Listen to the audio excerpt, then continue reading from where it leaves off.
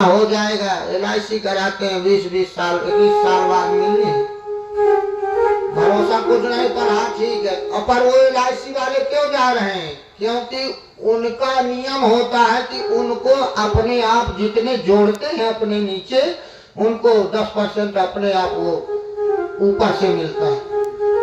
तो ऐसे इसमें भी है, हम आप किसी को धर्म की ओर प्रेरित करते हैं, भागवत कथा सुनने के लिए या धर्म के लिए, सतमार्ग पे चलने के लिए, तो वो हम आपको 10% अपने आप परमात्मा प्राप्त करा देंगे। तो सभी लोग अधिक से अधिक संख्या में इसमें आनंद लेंगे। और इस कथा को श्री सूत जी महाराज कहते हैं, तराजू पर तौला गया, ब्रह्मलोक में सभी ग्रंथों को एक पढ़ने में रखा गया, श्रीमद् भागवत ग्रंथ एक पढ़ने में रखा गया, तब भी श्रीमद् भागवत जी का पढ़ना नीचे ही रहा, सारे ग्रंथ ऊपर हो गए। ऐसे है श्रीमद् भागवत कथा। श्रीमद् भागवत जी का जिस घर में हो, जो पूजन करे, श्लोकार्धम श्लोक पादम वा, जो आधा श्लोक भी पढ़ता है, एक पाद भी पढ़ता है, कहने का पहला दो अक्षर नाम ले लेता है, तो उसका कल्याण हो जाता है। जो श्रवण कर लेता है उसका तो भैया हो जाता है। जो जिस भाव से श्रवण करता है, पूर्व में बताया, उसकी वैसे परमात्मा सारी मनोकामनाएं पूर्ण कर देते हैं। तो कहते हैं ऐसा ग्रंथ है तो इसको कई दिन चलना चाहिए, आनंद और लेना चाहिए। पर ये महाराज चटपट 7 दिन क्यों करते? तो कहते हैं ये भैया परपाटी नारद जी ने सनत कुमार ऋषियों से 7 दिन की विधा से सुनी थी, क्योंकि नारद जी कहीं ठहर नहीं सकते। नारद जी को श्राप है दक्ष जी का। असनकादिक भी महाराज कथा के आनंदी हैं। तो नारद जी एक बार भ्रमण करते करते गए कहाँ? बद्रीनाथ। एकदा ही विशालायाम चत्वारा ऋषियो मलाः सत्संगार्थं समायात तद्रसोस्तत्र नारदम्। एकदा ही विशालायाम, नारद जी महाराज बद्री नारायण भगवान में भ्रमण करते हुए गए। तो वहां पर क्या हुआ? सनकादि जो सनक, सनंदन, सनातन, सनत कुमार 4 भाई हैं, ब्रह्मा जी की सृष्टि में से उत्पत्ति हुई थी। तो वो महाराज पंचायन सदा 5 ही वर्ष के रहते हैं। क्यों? क्योंकि श्री मद् भागवत कथा, ज्ञान कथा का सदा पान करते हैं और कराते हैं। आगे आप लोग श्रवण करेंगे। सुखदेव जी माता पार्वती जी को जब कथा सुना रहे थे, सुखदेव जी महाराज सुख रूप में, अंडे रूप में, तो अमर कथा सुना रहे थे। तो इसी प्रकार सनकादि महाराज वो 5 वर्ष के ही रहते हैं, अजर अमर है। पर उनका काम क्या है? कथा कहना, कथा सुनना। वो जाते हैं महाराज, एक बार कथा कर रहे थे, 3 बैठ जाते हैं, कोई नहीं मिलता, एक मंच में बैठ जाता है, कथा करने लगता है। एक बार भोले बाबा पार्वती मैया शाम को भ्रमण कर रहे थे, तो क्या देखा? कथा में, मस्ती में जब हम आप लोग डूब जाते हैं तो हम आपको भार नहीं होता कौन निकल गया, कौन आया, कौन गया। तो इसी प्रकार चारों कथा में डूबे हुए थे। शंकर जी पार्वती मैया शाम को भ्रमण कर रहे थे। सायं काल में 3-4 चीजें नहीं करना चाहिए। भगवान पहरा देते, भोलेनाथ पार्वती मैया भ्रमण करते हैं। आहार निद्रा भय मैथुन, ये वर्जित है। शाम के समय आहार भोजन नहीं करना चाहिए, दिन डूबते समय और उगते समय, आधा घंटा पहले, आधा घंटा बाद। दिन डूबने के समय, दिन उगने के समय, संध्या काल कहते हैं उसको। संध्या के समय भोजन करने से रोग बाधा उत्पन्न होती। कभी भी सायं काल में थोड़ा सायं हो जाए, आपकी दिया जल जाए, इसके बाद खा सकते। आहार निद्रा, सोना नहीं चाहिए सायं काल में। आहार निद्रा भय मैथुन, मैथुन किया अवसर, पढ़ाई भी नहीं करना चाहिए। विद्या जो पढ़ता है वो लुप्त हो जाती है, और भी ले करके जो उसको याद भी होता है वो भी भूल जाता है। कभी भी संध्या काल में पढ़ाई, संध्या काल में भगवान भ्रमण करते हैं, सायं काल में हम आपको इनको संध्या, त्रिकाल संध्या होती है, प्रातः मध्याह्न सायं।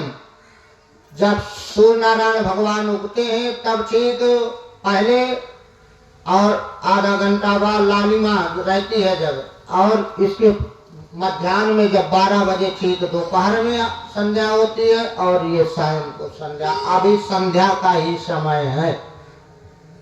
इस समय भजन करने से भगवान अनंत प्रसन्न होते हैं। तो 4 चीजें कभी नहीं करना चाहिए, पढ़ाई भी नहीं करना चाहिए, भोजन भी नहीं करना चाहिए, सोना भी नहीं, मैथुन क्रिया भी नहीं करनी चाहिए। तो भगवान सनकादिक महाराज कथा कह रहे थे, और नारद जी में भोले बाबा पार्वती मैया घूमते हुए आए तो देखे क्या कि ये तो कथा से, अब जगत पिता परमात्मा है भोलेनाथ, ये खड़े नहीं हुए। तो भोले बाबा को तो आशुतोष तुम अवधर दानी, आरती हरहु दीन जनु जानी। आशुतोष आशुतोषा, आशुतोष भगवान ऐसे हैं, अभी समय मिलेगा तो हम आप लोग आनंद लेंगे। आज तो थोड़ा समय का अभाव रहा, इसलिए कथा भी जितना हो जाए तो कर रहे हैं। नहीं, भक्तमाल की कथाएं, शंकर जी की कथाएं हम आप लोग आनंद लेंगे। आशुतोष्यते इति आशुतोषा, जो भोले बाबा आशु माने थोड़ा पूजा पाठ करने से तुष्यति माने प्रसन्न हो जाए, वो कौन है? वो है भोलेनाथ। ऐसे भोले बाबा को कोई फर्क नहीं पड़ा, कथा सुन रहे हैं वो प्रसन्न हुए, पर माता पार्वती मैया को नहीं ये समझ में आया कि ये हमारे स्वामी जी का सम्मान नहीं किया। माता पार्वती मैया ने श्राप दे दिया कि तुम पशु हो जाओ। तो ऊंट बन गए महाराज चारों।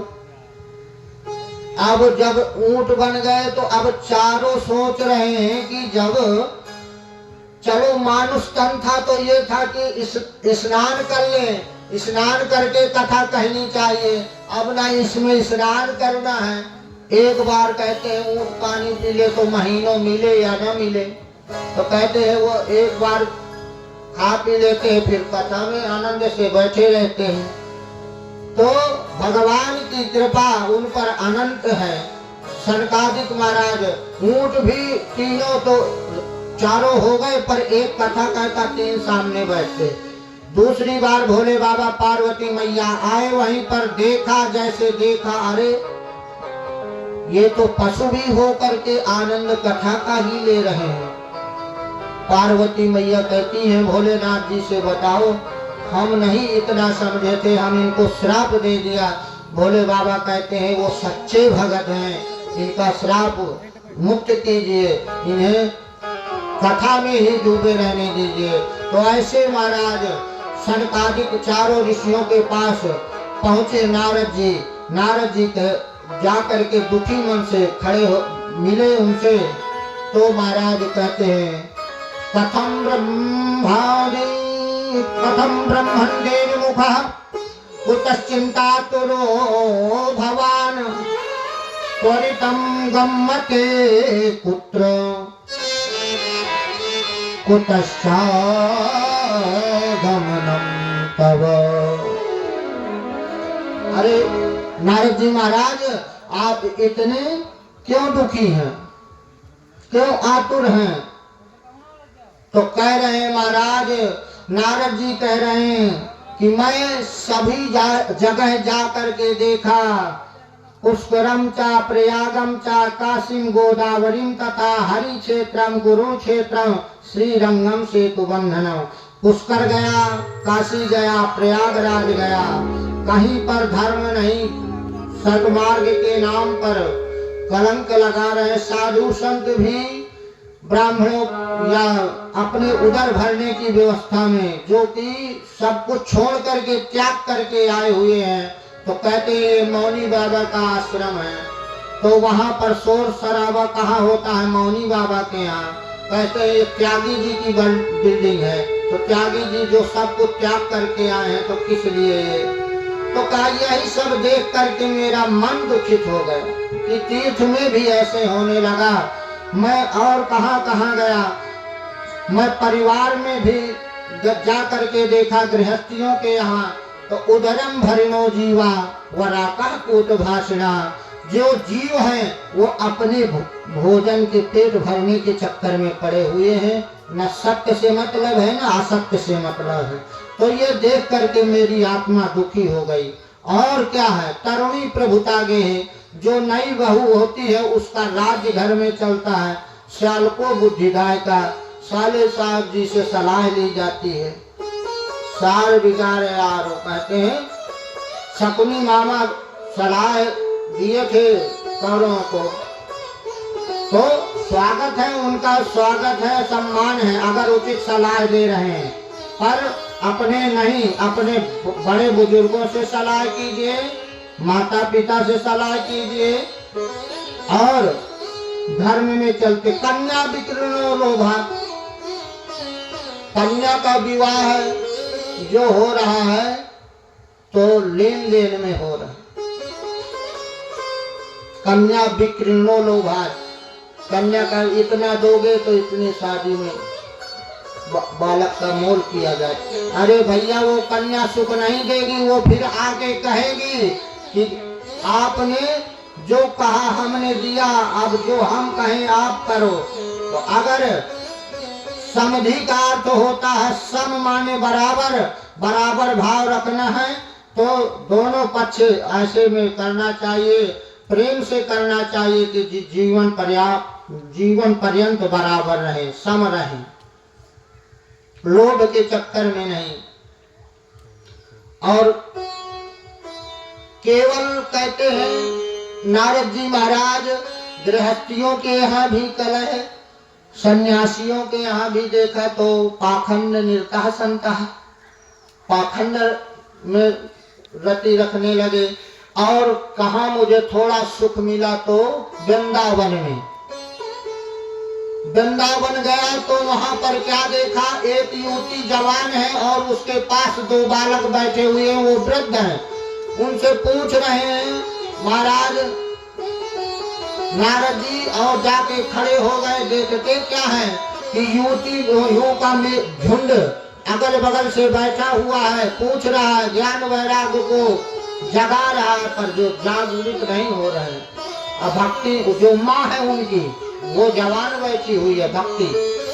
आज भी वृंदावन में भक्ति, बुढ़े से बुढ़ा भी जा करके वहाँ हरे कृष्णा गा करके ठुमका लगाते हैं। और भक्ति भाव है, तपस्या है, अपने चित्रकूट में तपोस्थली है, और वृंदावन अपनी भोग स्थली है। वहाँ पर तो कहते हैं हम ठाकुर जी को खिलाए, ये प्रभु पाओ और ये हम पाए।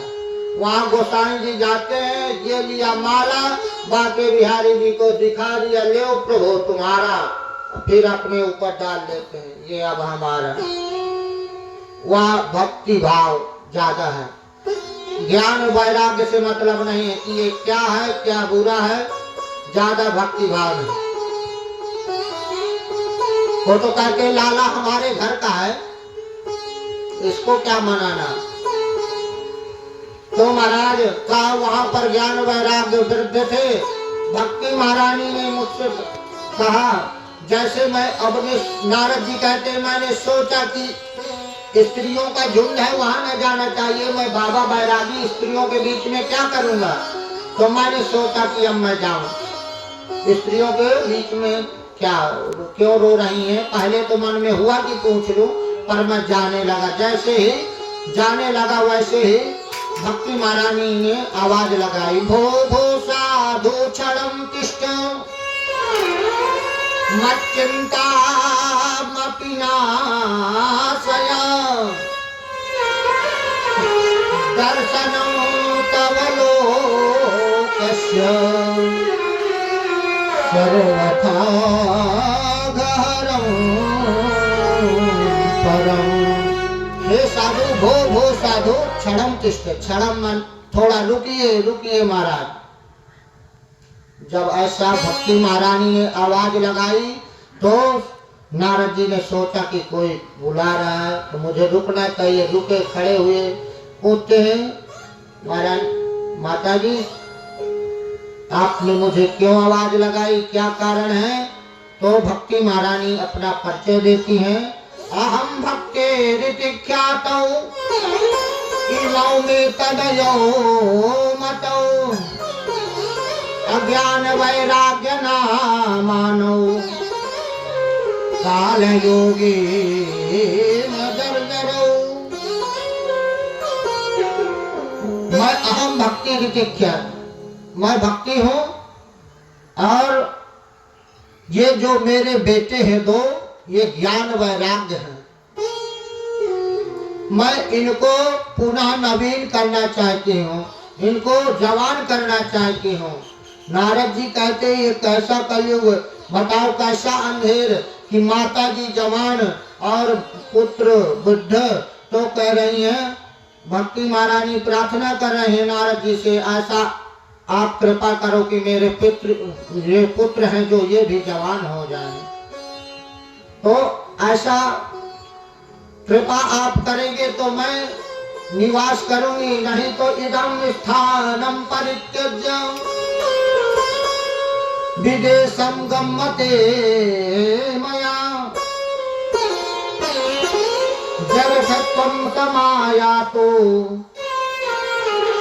तेन दुःखेन दुःखिता।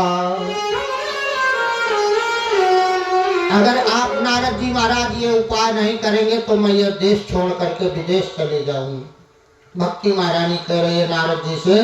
नारद जी महाराज कहते हैं, माँ आप चिंता न कीजिए, मैं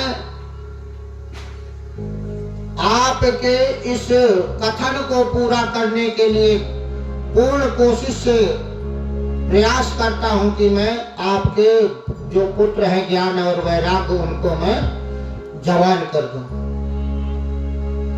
तो ऐसा सोच करके नारद जी महाराज सभी जगह जाने लगे।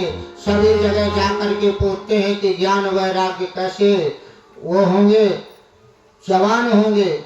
तो जा करके छोटे मोटे तो ऋषि मुनि भाग जाते हैं कि महाराज ये नारद जैसे ऋषि मुनि को हम क्या सलाह दें। तो कोई महाराज मूकी भूत था, मूकी बन जाते कि हमारा मौन चल रहा है महाराज, हम नहीं बोलते। अब जो भगवान नारद जी की कहीं बात रद्द न हो ऐसे नारद जी हैं, वो उपाय के लिए घूम रहे हैं। तो साधारण व्यक्ति तो सोचेगा कि इनसे मैं क्या प्रश्न उत्तर इनका क्या दूंगा। तो कोई अपना मुखी भूत हो करके और कोई अपना कह देता है, आंख बंद कर लेता है कि ध्यान में बैठे हुए हैं।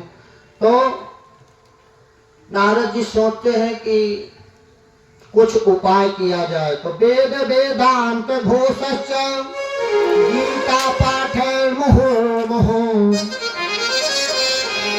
अबोध्यमानो तदा तेन कथं चित्तो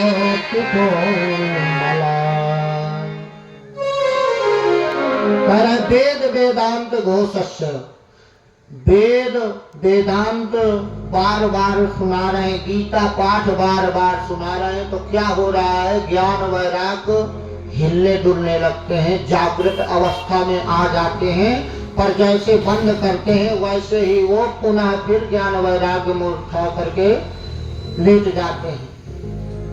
तो मैं इस आशा से प्रभु घूम रहा हूँ कि कैसे इनका उपाय हो। मैं वेद वेदांत सुनाया, गीता पाठ सुनाया, पर ये महाराज थोड़ी देर के लिए जागृत अवस्था में आते हैं, पुनः फिर उसी प्रकार हो जाते हैं। आप महाराज कृपा करो और मेरे ऊपर कृपा करके उनके ऊपर भी कृपा करो तो ज्ञान वैराग्य पुनः जवान हो जाए। तो जब बार बार प्रार्थना करते हैं तो सनकादि सनक सनंदन सनातन सनत कुमार जी महाराज कह रहे हैं, मां चिंता गुरुदेवर से हर हर संचित्ते समावह उपाया सुख साध्योत्र वर्तते पूर्व एव हि।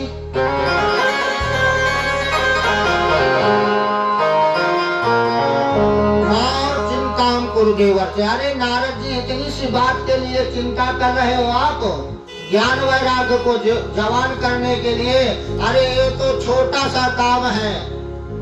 नारद जी कहते हैं कैसे छोटा, मैं तो परेशान हो गया, तुम्हें छोटा लग रहा है। तो सनकादिक महाराज कह रहे हैं, श्रीमद् भागवत लापा स्वतौ गीता सुखादिभिः भक्ति ज्ञान विरागाणां तदघोषेण बलम महत्। श्रीमद् भागवतालापः, अरे नारद जी श्रीमद् भागवत पाठ करो, सुनाओ, तो उससे उनका कल्याण हो जाएगा और ज्ञान वैराग्य जवान हो जाएगा। नारद जी कहते हैं महाराज उसी वेद से ये निकले पुराण, और मैं वेद सुना सुना करके परेशान हो गया। तब तो नहीं, वो जी थोड़ी देर के लिए जागृत होते हैं और फिर पुनः उसी प्रकार हो जाते हैं। तो अब ये आप कह रहे हैं कि पुराण से कल्याण हो जाएगा, और मुझको विश्वास नहीं हो रहा। तब सनकादि महाराज कह रहे हैं कि अरे भैया ये जैसे पका पकाया फल है, न इसमें गुठली है न छिलका है। कैसे? कहते हैं जैसे दूध से ही घी निकलता है, दूध से ही घी निकलता है, पर घी से अगर आप पूरी निकाल रहे हो, घी खत्म हो जाए, फिर कोई कहे कि घी के जगह में दूध डाल लो भैया, उसी से तो निकलता है, तो वो पूरी थोड़ा निकल आएंगे, आप जल जाएंगे। तो निकलता उसी से है, पर हाँ उसके लिए कुछ कर्म करना पड़ता है। जैसे गन्ने के रस से ही शक्कर बनती है, अगर शक्कर मीठा में कम हो जाए और उसमें कह दो कि गन्ना का रस डाल दो, तो शक्कर का काम कर दे नहीं। इसी प्रकार निकला तो ये ग्रंथ उसी से है, पर ये और वृक्ष में जैसे फल लगा हुआ है, फल होता है मीठा, अब फल के जगह हम उसकी डाली पकड़ के चबाने लगे कि जब वो फल मीठा है तो ये भी मीठा होगा,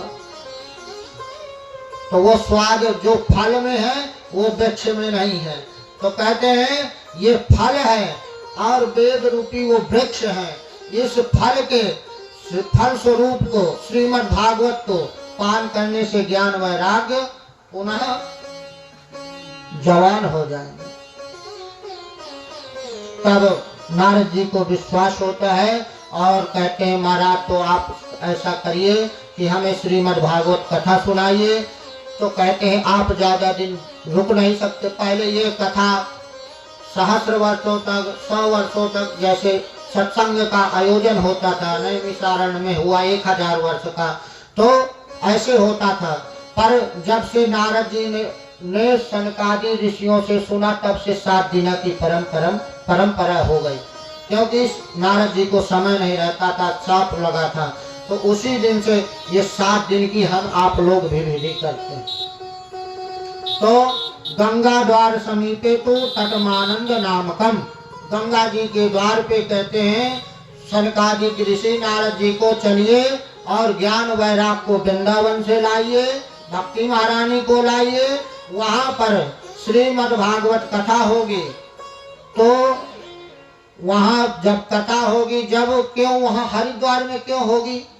नारद जी मन में शंका कर रहे, तो सनकादि कहते हरि का द्वार है वो, जैसे द्वार के देहरी में दीपक रख देने से अंदर भी प्रकाश जाता है, बाहर भी जाता है, तो जो दरवाजे पर भाई वहाँ बद्रीनाथ में सुनाते तो पहले चारों धाम लोग जाते थे तो रोग आ करके विदा हो करके जाते थे कि न इतने साधन थे। आज भी वही प्रथा चल रही है कि रो करके विदा करते हैं कि महाराज आते हैं नहीं आते हैं।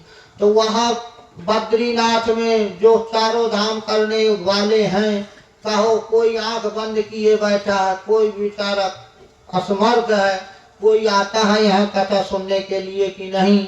तो महाराज सनकादि ऋषि कह रहे हैं कि हरि के द्वार पे चलते हैं, हरिद्वार में, तो वहाँ पर कथा करेंगे तो जो संसारी लोग सुनना चाहेगा तो वो भी आ जाएगा, और जो इधर से बैरागी लोग भी जो यहाँ पर ध्यान लगाए बैठे हुए हैं वो भी आ जाएंगे। आप भक्ति और ज्ञान वैराग्य को लेकर के आइए, हरिद्वार में प्रेम पूर्वक कथा करेंगे। तो नारद जी के कहने, सनकादिक जी के कहने पर नारद जी महाराज भक्ति और ज्ञान वैराग्य को हरिद्वार में लाते हैं, और वहाँ पर गंगा द्वार समीप है तो गंगा जी के तट में बालू का रेता बना करके वो आसन लगा करके श्रीमद् भागवत कथा प्रारंभ होती है।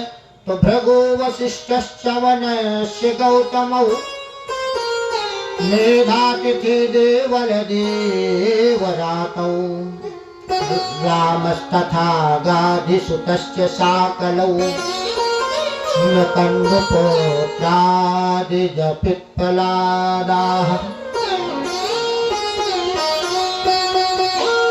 भृगु वशिष्ठ सौनस्य गौतम, सभी ऋषि मुनि वहां पर आ गए, और आ करके जब कथा में सभी ऋषि मुनि विराजमान हो गए, और भृगु जी महाराज क्या करते हैं, सभी को संबोधन कर करके कि चलो भैया हरिद्वार में कथा हो रही है, क्योंकि वो समझते हैं कि मेरे कहने से कोई भी जा करके सम्मिलित हो जाएगा, उसका हमको भी फल प्राप्त होगा। तो हम लोग भी अपने रिश्तेदारों को, अपने व्यवहारियों से कहते हैं भैया कथा हो रही है, आप लोग भी समय निकालिए।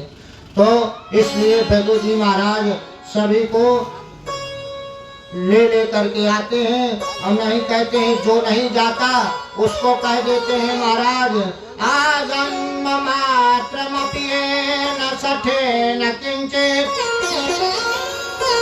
चित्तं विधाय सुख शास्त्र कथा न पीता चांडाल वज्र खरवद वदते न नीतम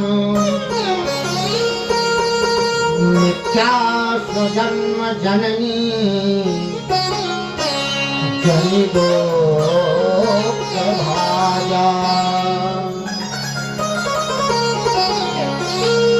कहते आजन्म मात्र मपी, कहते उसका जन्म लेना व्यर्थ है, वो माता को कष्ट व्यर्थ में दे रहे हैं, कष्ट दे करके हुए तो उनका व्यर्थ है आना संसार में जो भजन पैर पा करके तीर्थ यात्रा नहीं करते, आंख पा करके भगवान का दर्शन नहीं करते, कान पा करके भगवान की कथा नहीं श्रवण करते हैं, तो कहते हैं उसका जन्म लेना व्यर्थ है। भृगु जी महाराज सभी को ऐसे धिक्कारते हैं, चलो भैया कथा सुनो, और बार बार सबको प्रेरणा दे करके गंगा जी के किनारे कथा में सभी को सम्मिलित करके 7 दिवस पर्यंत कथा हुई। कथा में क्या हुआ, जब नारद जी महाराज और श्री सनकादिक महाराज कथा सनकादिक कह रहे हैं, नारद जी सुन रहे हैं, भक्ति ज्ञान वैराग्य भी, तो 7वें दिन क्या होता है कि ज्ञान और वैराग्य जवान हो गए, और जय जयकार की ध्वनि करके बोल उठे भक्ते सुतौ तौ तरुमौ गहित्वा प्रेमैक रूपा सहसा विरासे। श्री कृष्ण गोविंद हरे मुरारे माथे पिना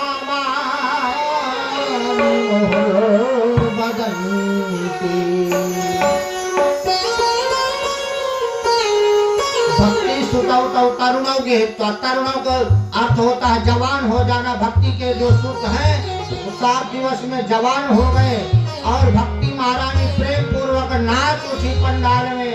श्री कृष्ण गोविंद हरे मुरारे गा करके नाचने लगी, बड़ी प्रसन्न हुई और कहती है चलो हम आपका धन्य हुआ नारद जी महाराज जो हमारे पुत्रों को ज्ञान और वैराग्य को जवान किया। आज की कथा भगवान सूत जी महाराज सौनकादि 88,000 ऋषियों को गंगा द्वार समीप में सूत जी सौनकादि महाराज नारद जी महाराज को सुना करके ज्ञान और वैराग्य को जवान किया। तो कहते हैं ज्ञान वैराग्य के जवान हो जाने पर प्रेम पूर्वक वहाँ कीर्तन हुआ, सभी लोग आनंद लिए। तो हम आप लोग भी अभी थोड़ी कुछ क्षणों पश्चात भगवान का कीर्तन करके आरती करके प्रसाद ग्रहण कर। कल आज समय के अभाव 2 घंटे का थोड़ा देरी रही आज, पर ये हुआ पहला दिवस, प्रथम दिवस में थोड़ा विलंब होता है। कल से कोशिश करते हैं। आज की कथा रह गई धुंधकारी जी महाराज की और कैसे कथा श्रवण करना चाहिए विधि रह गई। तो हम आप लोग सूक्ष्म रूप में कल बैठते ही धुंधकारी जी महाराज का चरित्र, गोकर्ण जी का चरित्र और पुनः फिर श्रीमद् भागवत जी में प्रवेश करेंगे, क्योंकि आज समय के अभाव में 6 बज चुका है। अगर किसी को कुछ कार्य भी करना है, अब हम तो जैसे थोड़ी देर और करते रहेंगे, अपने को कोई दिक्कत नहीं, घंटे 2 घंटे फिर और थोड़ी देर में कुछ देर बाद हम ही घर बचेंगे और सब सीताराम धीरे धीरे धीरे धीरे निकलते जाएंगे। तो क्या होगा ऐसे? तो कल से ठीक 2 बजे हम आप उपस्थित होते हैं और प्रभु कृपा करेंगे कि हम आप लोग सत्संग करेंगे, श्रीमद् भागवती गंगा में गोता लगाएंगे। यह अवसर बार बार प्राप्त नहीं होता।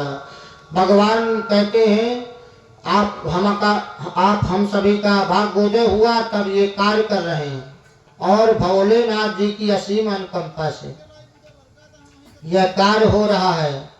और इसमें भोलेनाथ जी ने प्रेरणा भी किया कि अगर यही सब उन्हीं के मन से हो रहा है, हम आप कुछ नहीं कर रहे हैं।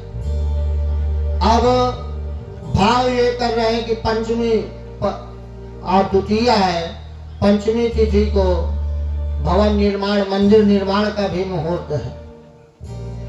तो भोले बाबा कृपा करते हैं हम आप पर सभी पर। तो हम आप सभी लोग मिल करके ये पंचमी का पूजन करके इस कार्य में भी सम्मिलित होंगे। इधर ये कथा का आनंद लेते रहेंगे, उधर कार्य होता रहेगा, ये मंदिर निर्माण भी प्रारंभ रहेगा। फिर भोले बाबा देखो करने कराने वाले वो हैं, हम आप उनकी क्या सेवा कर सकते हैं। जितना हम आपको समर्थ देते जाएंगे, हम आप लोग उनकी सेवा करते जाएंगे। पर भोले बाबा कहते हैं जो मेरे पीछे थोड़ा सा भी भक्ति भाव में या मेरे पीछे एक बहेलिया ने धोखे में रात में शिकार करने जाता था, उस दिन शिवरात्रि थी, वो जंगल में अनजाने में बेल के पत्र पे पेड़ के ऊपर बैठा था, वहीं से हिरणों को मार रहा था। तो क्या हो रहा था, जब वो धनुष बाण निकालता था तो उसका बिल पत्र टूटता था, नीचे शिवलिंग था, उस शिवलिंग में जाकर के वो बिल पत्र गिरता था। पानी जो पीने के लिए था तो वो गिरता था। तो कहते हैं तीनों पहर चारों पहर की पूजा उसकी भोले बाबा ने स्वीकार कर लिया और उसका कल्याण कर दिया। गुण निधि जो है कुबेर जी बन गए हैं। गुण निधि जी महाराज गुण निधि को कुबेर बना दिया। कैसे?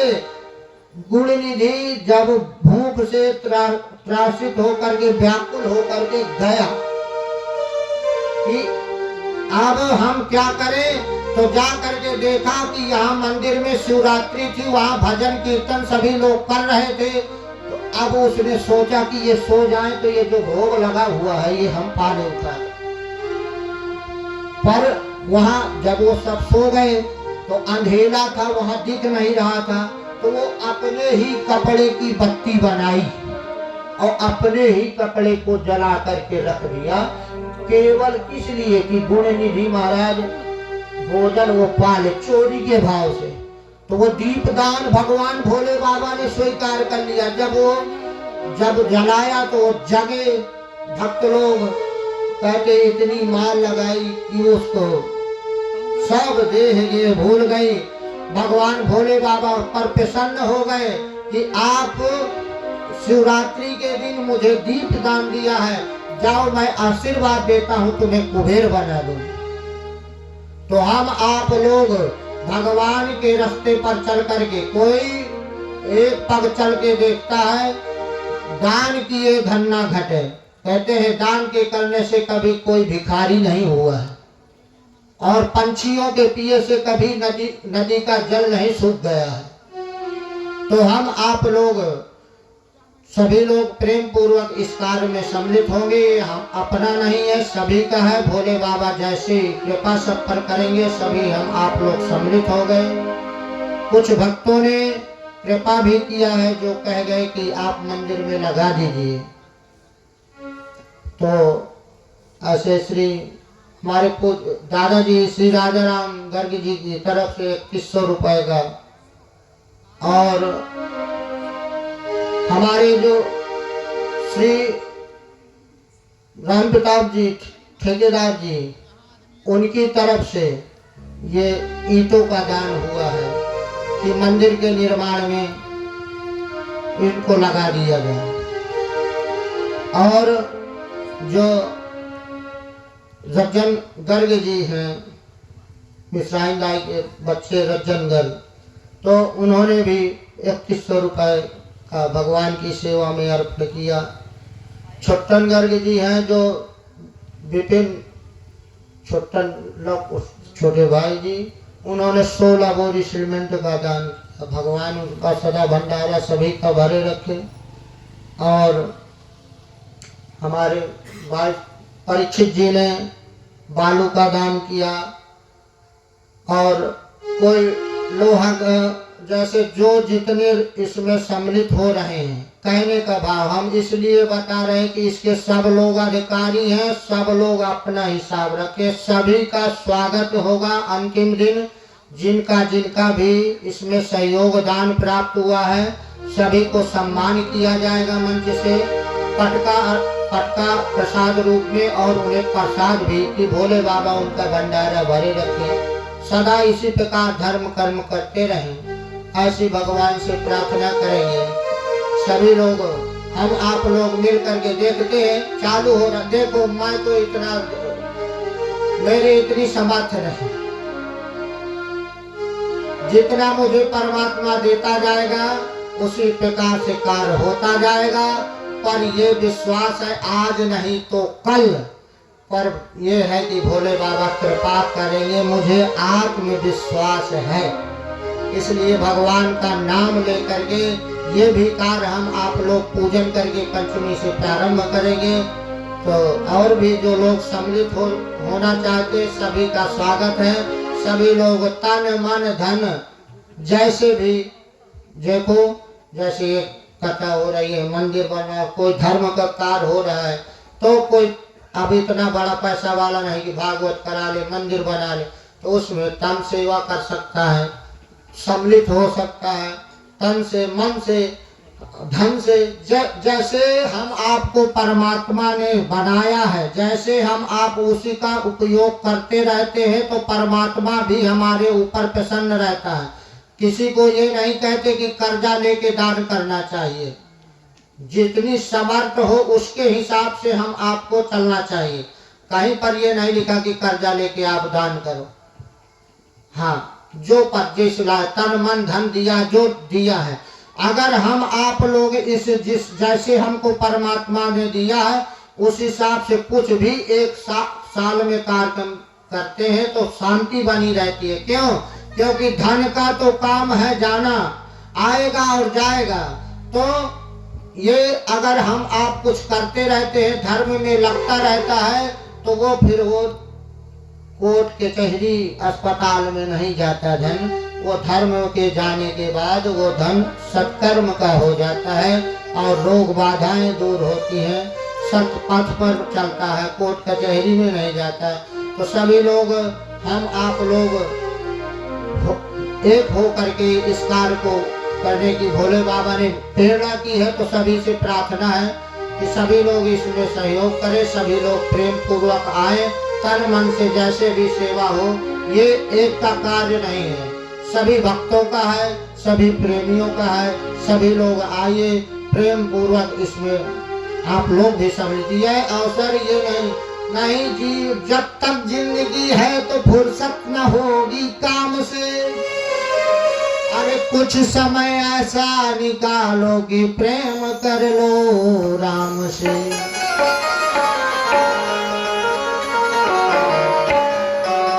क्योंकि आया है सो जाएगा, अरे राजा रंग फकीरो, अब कोई सिंहासन चढ़ चला, कोई बना जमीर।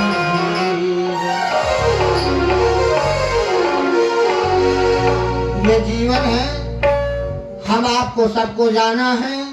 कुछ ऐसा कार्य करते चले कि कुछ हम आपको भी याद में स्मरण में लोग कहें कि नहीं अच्छा व्यक्ति या अच्छा कार्य किया। तो हम आप लोग भी ऐसी प्रेरणा करते प्रभु भोलेनाथ से प्रार्थना करते हैं कि सभी को सतमार्ग में प्रेरित करें। आज कथा को यहीं विश्राम, हम आप लोग पुनः 2 बजे एकत्रित होंगे। जय श्री राधे, जय श्री कृष्णा। आइए कुछ क्षण भगवान नाम संकीर्तन करके हम आप लोग आरती करेंगे।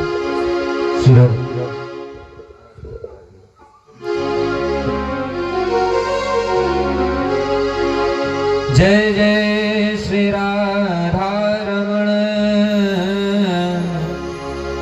जय जय नवल किशोर, जय गोपी चित छोर प्रभु,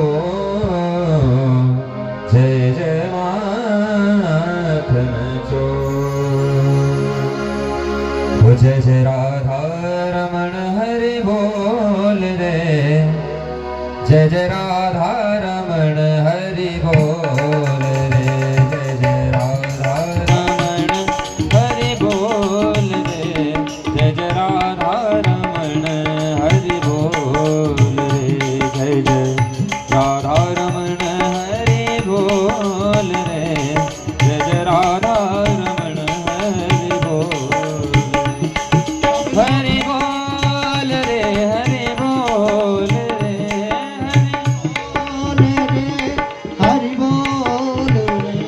हरि बोल रे, हरि बोल रे, हरि बोल रे, हरि बोल रे, जय जय राधा रमण हरि बोल रे, जय जय राधा रमण हरि बोल रे, जय जय राधा रमण हरि बोल रे, जय जय राधा रमण हरि बोल रे।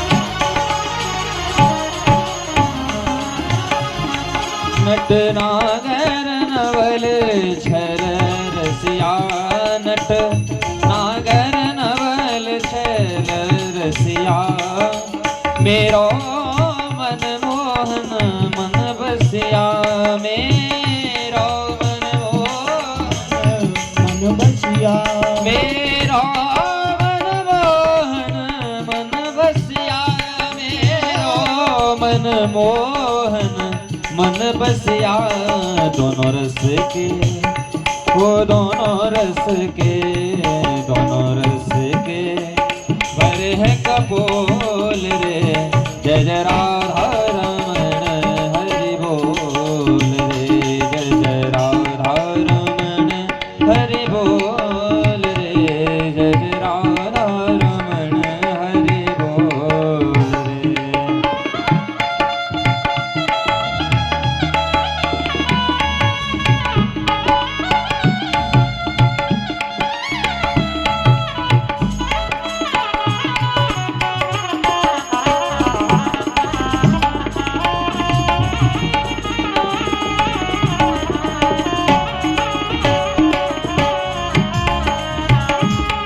ब्रज नाचे इनकी खिलकन पे ब्रज नाचे इनकी खिलकन पे कजरी रे तेरे चितवन पे कजरी रे तेरा चितवन पे सुखदास सुखदास सुखदास बिके बिन मोल रे जय जय राधा रमण हरि बोल रे जय जय राधा रमण हरि बोल रे जय जय राधा रमण हरि बोल रे हरि बोल रे हरि बोल रे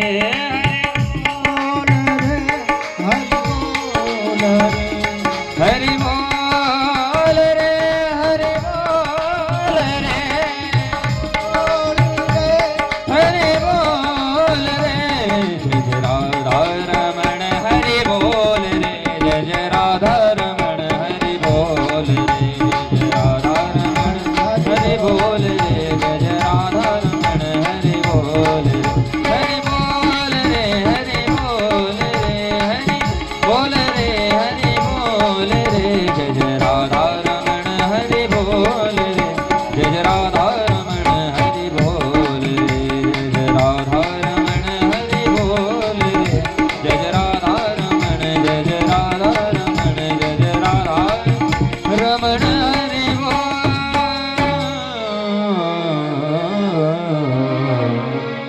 बोलिए श्रीमद् भागवत महापुराण की जय हो। आइए हम आप सभी लोग प्रेम पूर्वक आरती के सम्मान में खड़े होकर के आरती करेंगे, प्रसाद ग्रहण करेंगे। भगवान का प्रसाद लेकर ही अपने अपने घर को सभी लोग जाएं। सभी से करवत प्रार्थना है। आरती में हम आप लोग सभी खड़े होकर के भगवान की आरती उतारेंगे। सब लोग खड़े हो जाएं आरती करने के लिए।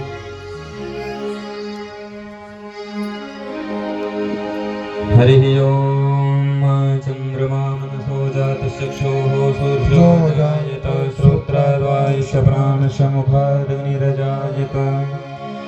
श्री भागवत भगवान की है आरती, पापियों को पाप से है तारती। श्री भागवत भगवान की है आरती, पापियों को पाप से है तारती। श्री भागवत भगवान की है आरती, पापियों को पाप से है तारती। श्री भागवत भगवान की है आरती, पापियों को पाप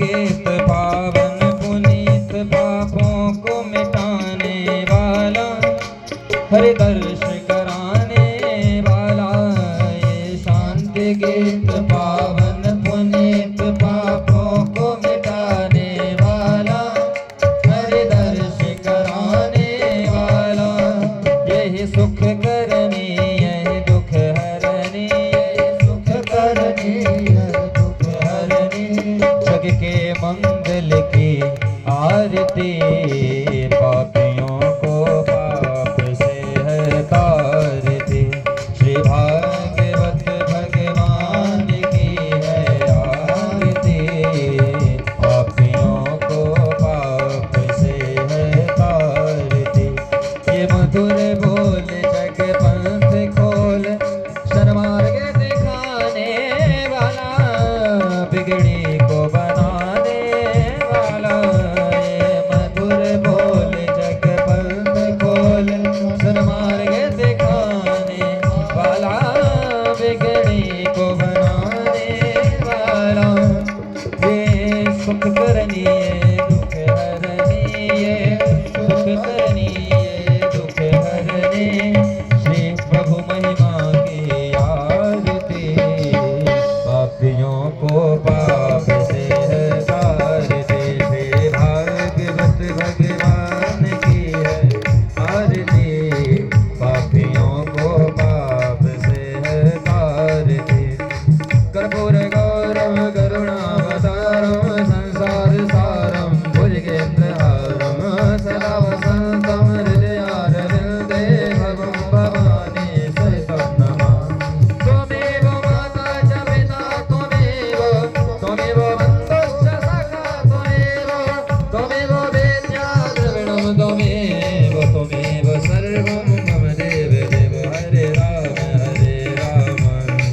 राम राम हरे हरे हरे कृष्ण कृष्ण कृष्ण हरे हरे कृष्ण कृष्ण हरे हरे कृष्ण कृष्ण हरे हरे जय शीतले करुणं पुष्पे देवाभिवन्दनम् आरोग्यार्थे आत्मकल्याणार्थे आत्माभिवन्दनम् हस्तप्रक्षाल्य मन्त्रपुष्पाञ्जलिः हरिः ओम् ॐ जगनेन जगन्मयजन्ता देवास्तानि धर्माणि प्रथमान्यासन्न ते हनाकं महिमानः सचन्तत्र पूर्वे साध्याः सन्ति देवाः हरिः ॐ एकदन्ताय विद्महे वक्रतुण्डाय धीमहि तन्नो दन्ती प्रचोदयात् हरिः ॐ कात्यायन्यै च विद्महे कन्याकुमारी च धीमहि तन्नो देवी प्रचोदयात् हरिः ॐ तत्पुरुषाय विद्महे